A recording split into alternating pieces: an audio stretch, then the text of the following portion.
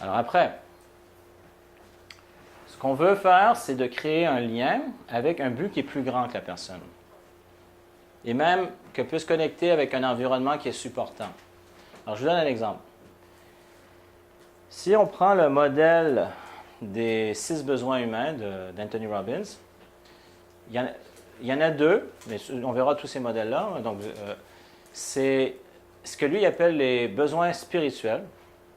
Il y a le besoin de grandir et le besoin de contribuer. Et je vais même prendre un autre modèle qu'on va voir également, qui est en PNL, c'est les niveaux logiques. Donc, il y a plusieurs niveaux logiques, comme environnement, comportement, tout ce qui est les habiletés, les stratégies. Donc, il y a toute la notion de croyance et de valeur, il y a toute la notion identitaire. Mais en haut, c'est ce qu'ils appellent la vision, ou qu'est-ce qui est plus grand que soi. Un exemple, combien de parents sont prêts à faire des choses pour leurs enfants qu'ils ne seraient pas prêts à faire pour eux-mêmes? Comment on peut se dépasser?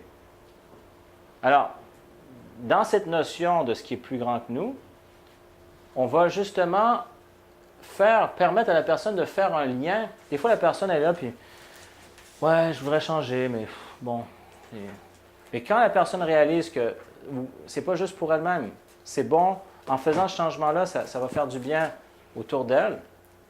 L'exemple des parents-enfants est très clair, si on veut prendre une belle illustration de ça.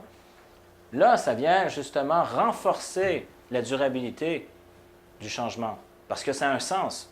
Ça veut dire, par exemple, quelqu'un, par exemple, qui n'aurait pas appris à avoir une bonne estime de soi, c'est comme, ouais, je sais, il faudrait que je m'aime, mais on ne m'a pas appris ça quand j'étais jeune. Et puis après, mettons, on fait un lien, bon, je pourrais arriver avant, mais que la personne a réalisé que ben, si j'apprends à m'aimer, c'est le meilleur exemple que je peux donner à mes enfants, puis qu'eux-mêmes vont voir qu'ils peuvent faire la même chose, puis je vais leur faciliter le processus, parce que les mots, c'est une chose. Déjà, faire, c'est encore plus fort que les mots, mais être, c'est tellement plus puissant comme message. Fait que s'ils voient que papa ou maman est heureux, puis ils le ressentent, eux, automatiquement, ils vont pouvoir se donner aussi la permission de faire la même chose. Fait que c'est le plus beau cadeau que je peux faire à mes enfants. Alors là, c'est comme, ah oui, où est-ce que je signe? Pour justement arriver. Là, il y a un lien parce que ça vient prendre tout son sens. C'est plus grand que soi. Puis je veux dire, regardez l'être humain. Il y a des cas où il y a des gens qui mettent leur vie en danger. Ils sont prêts à plonger à l'eau, à rentrer dans un incendie pour sauver d'autres vies, et même souvent des gens qui ne connaissent même pas. Comment se fait-il que des êtres humains sont prêts à risquer leur vie pour sauver d'autres vies, et dans plusieurs cas même d'inconnus? C'est qu'il y a au fond de nous, on a ce sens, je pourrais dire spirituel, qu'il y a quelque chose de collectif qui est plus grand que nous. Et on est prêt justement à faire des efforts, à prendre des risques.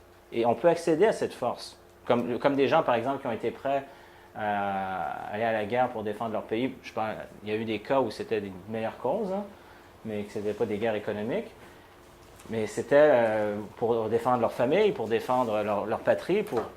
Alors, je ne dis pas que la guerre est une bonne chose, mais je donne encore un autre exemple pour voir que les gens sont prêts à y aller puis ils découvrent un courage qu'ils n'avaient pas.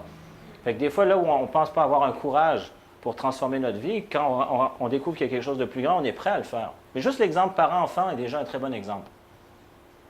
Là, on serait prêt de vivre une certaine lassitude, je dirais, des standards bas par rapport à notre vie, à notre propre vie. Si justement on voit que c'est l'héritage qu'on laisse à nos enfants, des fois ça devient une force qui va faire en sorte qu'on va faire le changement puis qu'on va rester dans cette énergie parce qu'on réalise l'importance du changement qu'on fait. Donc, c'est de créer un lien avec un but qui est plus grand que soi.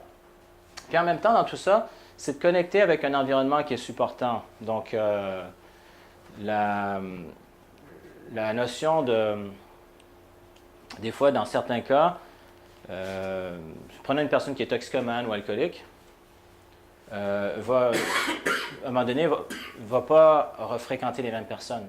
Parce qu'ils n'ont pas les mêmes valeurs, ils vont vouloir l'inciter à retourner vers ça. Donc, on s'ouvre à quelque chose de plus grand et en même temps, on va dans une direction avec des gens qui ont cette, je dirais, cette vision, donc cette pensée. Notre famille ne changera pas.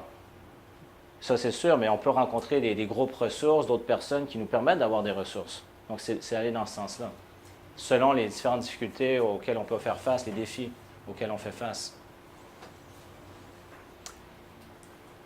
Ça va? Oui. Donc ça voudrait dire juste, par exemple, planter la graine dans l'esprit de la personne, que peut-être ça pourrait être aidant pour elle de connecter avec des gens qui pourront plus lui apporter que le cercle qu'elle a habituellement. Oui, effectivement. Donc, par rapport à ça, elle arrive avec ses nouvelles valeurs, sa nouvelle vision.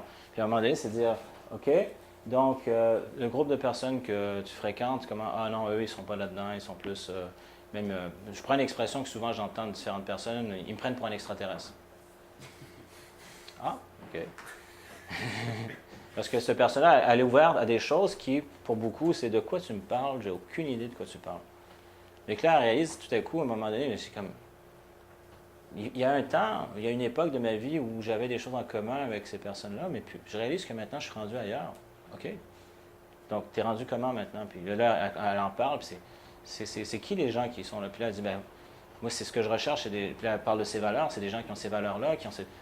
Puis tout à coup, là, elle peut commencer à avoir des alternatives pour connecter avec des personnes qui permettent de continuer à progresser. Je veux dire, si je prends, mettons, la pyramide de Maslow, beaucoup de gens, les choses de base, c'est, mettons, la base de la pyramide, c'est tout ce qui est besoin physiologique, manger, dormir. Après, on tombe au niveau de la sécurité. Après, on tombe au niveau de l'appartenance. La plupart des gens sont dans ces trois niveaux-là. Tu sais, par exemple, quand je vois souvent des jeunes adultes où leurs parents encore vont s'inquiéter pour eux, ils vont dire « T'as un travail? Ah, c'est bon, OK, donc tu peux payer tes comptes, ça va bien, donc c'est un travail stable, super, OK. » Puis donc déjà, ils vont s'assurer que tes besoins physiologiques sont comblés, tu es en sécurité, super, tu vois. À la limite, des fois, il y en a qui vont demander « T'as des amis? » tu sais. Mais des fois, même, ils ne vont même pas poser la question si la personne s'entend bien avec les gens au travail. L'important, c'est que tu as un travail. C'est un bon travail, c'est stable. Et la personne, des fois, elle dit « Oui, mais moi, j'ai l'impression de mourir sur place. » Fait que là, toute la notion, même des fois d'appartenance, de savoir qu'est-ce que ça... Puis en plus de confiance, d'estime de soi et même d'actualisation, donc de pouvoir réaliser son plein potentiel. Je dis « Oui, mais je ne peux pas parler de mes idées, de ce que j'aime avec ces gens-là. Mettons, ma vision, on pourrait dire... des idées, mais on peut même parler de spiritualité. Donc, je ne parle pas nécessairement de religion, mais le sens qu'on donne à la vie. Je ne peux pas avoir ce genre de conversation sur des valeurs, sur des choses. Les gens vont dire, ah, ils vont me parler de sport, ils vont me parler de films, mais... Fait, hein? C'est différents champs d'intérêt. C'est ça, mais donc beaucoup de gens ne voient pas ces niveaux-là. Fait qu'il y a des gens, souvent, surtout on voit particulièrement autour de 40 ans, beaucoup de gens qui auraient pu rester dans un certain niveau, à un moment donné, je dirais l'être humain, réalisant qu'il n'est pas éternel, recherche plus. Et c'est là qu'il y a une ouverture à la spiritualité, qui peut se traduire sous différentes manières. Si ce n'est pas bien comblé, ça peut même être... la personne peut développer des dépendances. Donc, ça peut être comblé par de l'alcool, par d'autres choses. Mais là où je veux en venir dans tout ça, c'est de réaliser que dans le processus, l'environnement, des fois, l'environnement n'est juste pas apte à répondre à ce besoin-là. Parce que la personne veut évoluer, puis il y en a qui restent à un certain niveau. Mais en général, ça veut dire qu'un changement au niveau personnel engendre un changement de ton entourage. Souvent, oui, absolument. Et des fois, probablement, ça peut être comme deux changements à la fois. Oui. Ça peut créer une résistance. Les gens qui, oui, je vais changer, sauf que quand la personne est assez intelligente et consciente, waouh, mais si je change ça, ben, tout mon entourage va... Il y a des gens qui s'en rendent compte. Moi, ce que j'observe souvent dans différentes écoles de médecine alternative où j'enseigne, la personne, par exemple, commence un processus. Évidemment, à travers ce qu'elle étudie, il y a un travail sur soi qui se fait. Et si le conjoint ou la conjointe n'est pas curieux, ne s'intéresse pas à ça, à un moment donné, il y a une distance qui se prend entre les deux. Oui, à nouveau, ouais. Il y a une distance. Et c'est pour ça que dans certaines écoles, dont une, je me rappelle, de naturopathie, où j'enseigne, souvent, quand il y a des activités, ils invitent les gens à amener les conjoints et les conjointes pour s'exposer donc à des idées qui puissent finalement évoluer eux aussi. Et donc, qu'ils puissent évoluer ensemble. Parce que sinon, à un moment donné, il y a un écart, il peut y avoir un gouffre entre les deux, puis ça ne marche plus. Fait effectivement, une personne qui amorce un processus de développement de croissance personnelle, si l'autre personne veut rester dans le statu quo, il y a un moment donné où il y a un monde de différence entre les deux. Absolument. Au sens parce que tantôt tu as dit, quand il y en a les changements, ça n'affecte pas la famille, mais ça peut aller jusqu'à là. Quand c'est comme on dit... C'est pas juste mère-père. Mère-père, oui, mais... Donc, notre famille, on ne la choisit pas. Donc, ça veut dire que on peut les aimer, mais ça ne veut pas dire qu'on est obligé tout le temps d'être avec eux. Fait que j'ai vu dans plusieurs cas, il y a des gens, par exemple, leurs frères et sœurs ou des fois leurs parents, ils ont pris une certaine distance. Donc, ils vont avoir une bienveillance, un amour pour eux, mais ils n'ont pas les attentes parce qu'ils savent qu'ils ne sont pas là, ils ne sont pas au même endroit. Donc, ils ne vont pas les rejeter, ils vont les aimer là où ils sont. C'est ça. Et ils vont savoir que certains besoins, par exemple, si on monte dans la pyramide de Maslow, mettons, ou les besoins spirituels de croissance ou de contribution, c'est pas nécessairement avec eux qu'ils vont y accéder. Mais quand je dis la famille, je vise ta famille à toi au sens ta conjointe. Oui. La famille qui Ben, est ça, fondée donc, avec quelqu'un. Alors ça, c'est... Pas les parents. OK, donc, C'est plutôt- les conjoints, là, on rentre dans un autre registre, mais c'est dans le succès qu'on a dans notre vie, puis je ne parle pas juste financier, tout le succès, c'est les émotions qu'on vit, c'est la santé qu'on a. La personne avec qui on partage notre vie, c'est un élément très important, parce que si imaginez que vous partagez votre vie avec une personne qui n'a pas les mêmes valeurs que vous, ça ne va pas très bien. Donc, c'est important d'avoir des valeurs communes. Est-ce que ça peut provoquer une rupture? Ça peut provoquer une rupture, ça dépend toujours, parce qu'une personne ne peut... Hein? Ça dépend de l'adaptation. Ça dépend de l'adaptation. Puis encore là, j'ai vu des gens, des fois, qui sont en processus de développement en croissance personnelle, puis que l'autre personne à côté d'eux est une personne qui est très équilibrée. Donc, il n'y a pas nécessairement toute cette grande recherche, mais qui est une personne qui est très centrée, qui est heureuse. Donc, qui est pas nécessairement... le changement Qui fait, ah, fais ton chemin, moi je suis content pour toi. Puis j'ai pas besoin de ça, mais cette personne-là, il y a des gens qui peuvent comme, ah, ça m'intéresse pas. Non. Mais bon, là, il peut y avoir un grand écart. Mais il y a des gens qui, eux, sont déjà naturellement heureux, centrés. Pour eux, c'est que, ah, je suis content pour toi, vas-y, tu vois. Puis et ils n'ont peut-être pas toutes les théories, mais ils le vivent déjà. Donc ça dépend de la dynamique entre les deux. Ça peut être un obstacle, je veux dire. Oui, mais il y a un moment... entre lui ou moi. Mais ce que j'ai observé dans des écoles, entre autres de médecine alternative, c'est qu'à un moment donné, oui, ça crée une grande différence. Et à un moment donné, ils n'ont comme plus beaucoup de choses en commun.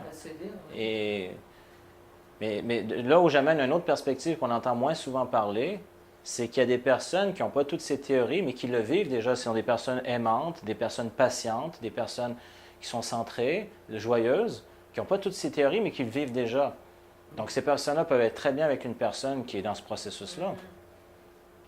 Parce que des fois, même, il y a des gens qui sont dans le processus, mais qui le savent en théorie, puis qui sont ils font de l'activisme, je veux dire, ils sont très actifs, mais qui ne l'ont pas encore vécu. Fait que c'est pas... Donc, il peut aussi avoir ça, parce que, à un moment donné, je parlais avec un coach du côté anglophone, il y avait des Personal Development Junkies, donc des junkies du développement personnel. C'est pas mieux non plus. On court d'une formation à l'autre pour faire différentes choses, puis après, on n'a pas plus avancé. Fait que...